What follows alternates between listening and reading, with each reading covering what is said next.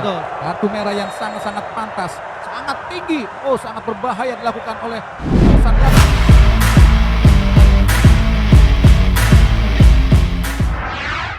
Jadi tim paling sering bikin pelanggaran, Timnas Indonesia dijagokan pengamal sepak bola Asia lolos ke semifinal. Saat bersua dengan Thailand, Timnas Indonesia berhasil diimbangi oleh tim tamu dengan skor 1-1. Hasil ini pun jadi bahan evaluasi untuk pelatih Sintayong. Betapa tidak, Timnas Indonesia mencatatkan jumlah pelanggaran yang sangat tinggi pada pertandingan ini. Angkanya pun cukup fantastis jika dibandingkan dengan Thailand. Sepanjang pertandingan berlangsung, skuad Merah Putih sudah mencatatkan total 27 kali pelanggaran. Jumlahnya nyaris 2 kali lipat dari Thailand yang hanya melakukannya sebanyak 14 kali.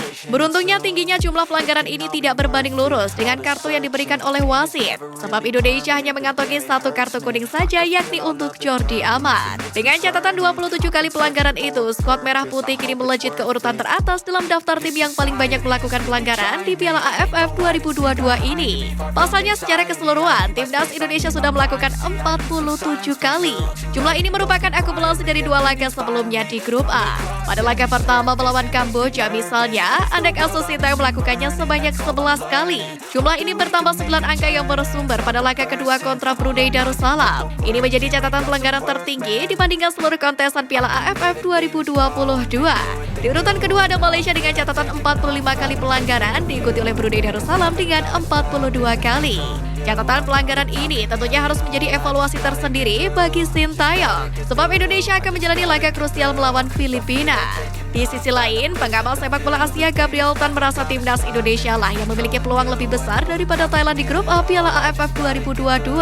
Tak melihat Indonesia memiliki lawan yang lebih mudah di laga pamungkas grup A sebagai penentu tiket ke semifinal. Karena tim asuhan Sintayong hanya tertinggal selisih 1 gol dari pemuncak klasmen Thailand. Selain itu, Thailand juga menghadapi lawan yang lebih berat, yakni Kamboja yang mengkoleksi 6 poin sejauh ini. Sementara Indonesia hanya akan menghadapi Filipina. Secara teori Indonesia akan memiliki tugas yang lebih mudah hanya dengan menghadapi Filipina yang tersingkir. Sementara Thailand harus menghadapi Kamboja yang terbang tinggi.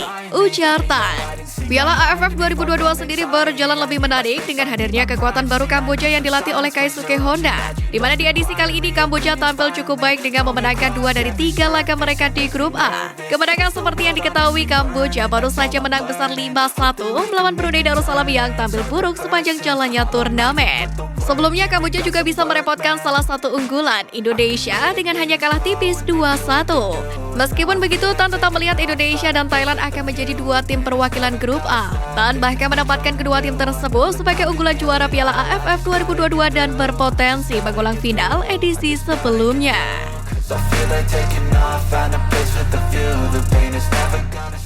Kemenangan di kandang Filipina jadi harga mati, finishing squad Garuda harus diperbaiki.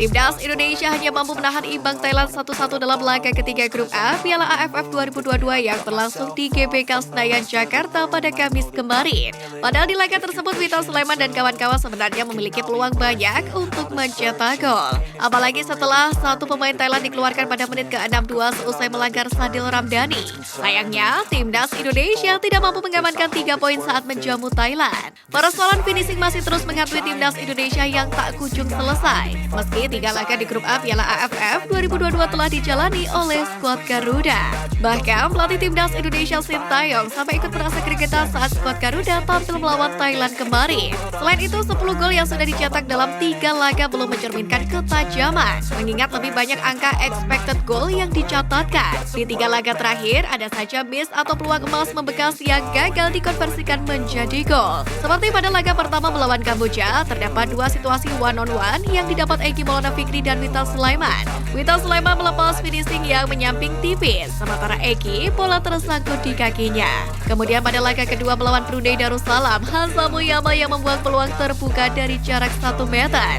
Padahal ia tinggal menyontek bola dengan pelan tetapi malah mengirim bola dengan sudut mustahil ke angkasa. Terkini, saat melawan Thailand, Witan juga gagal mengkonversikan peluang jadi gol padahal ia sudah berhadapan dengan gawang kosong setelah merebutnya dari sang kiper.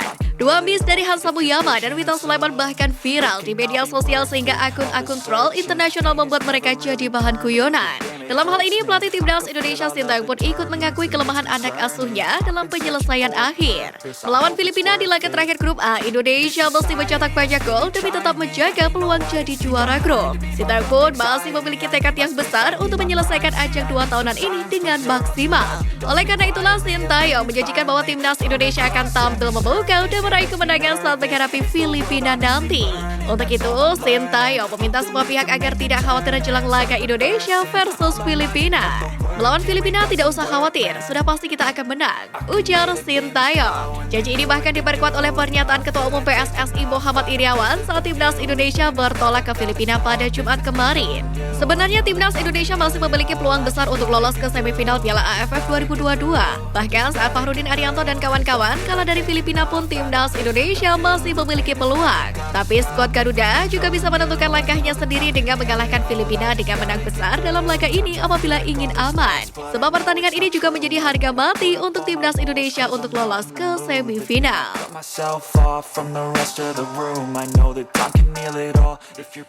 Gagal perbaiki rekor pertemuan dengan Thailand, Sintayong sebut kurang beruntung. Pelatih Sintayong sayangkan hasil timnas Indonesia versus Thailand yang berakhir imbang di Piala AFF 2022. Sintayong menyebut keberuntungan belum memihak kepada timnas Indonesia. Namun pelatih berusia 51 tahun itu menjelaskan sebenarnya para pemain timnas Indonesia sudah berjuang keras dan tampil maksimal. Dan para pemain juga bekerja keras, maksimal, tapi keberuntungan kita belum ada. Pungkasnya. Sementara itu, hasil imbang dengan Thailand dalam pertandingan lanjutan penyisian grup A Piala AFF 2022 ini sekaligus membuat Sintayong gagal memperbaiki rekor pertemuan melawan tim Gajah Perang. Pasalnya dari 6 pertemuan menangani timnas di level senior maupun kelompok usia, pelatih asal Korea Selatan itu belum pernah meraih kemenangan dari The War Eleven. Sintayong pertama kali menghadapi Thailand di kualifikasi Piala Dunia 2022 zona Asia. Kala itu skuad Garuda harus mendapatkan hasil imbang 2-2 dengan Thailand di Al Maktoum Stadium, Dubai, Uni Emirat Arab pada 3 Juni 2021. Sementara pertemuan kedua terjadi di babak final leg pertama Piala AFF 2021. Sintayong harus mendapatkan kekalahan 0-4 dari Thailand di National Stadium Singapura pada 29 Desember 2021. Kemudian pertemuan ketiga terjadi di final leg kedua Piala AFF 2021 dengan timnas Indonesia berhasil menahan imbang 2-2 Thailand di National Stadium Singapura pada 1 Januari 2022.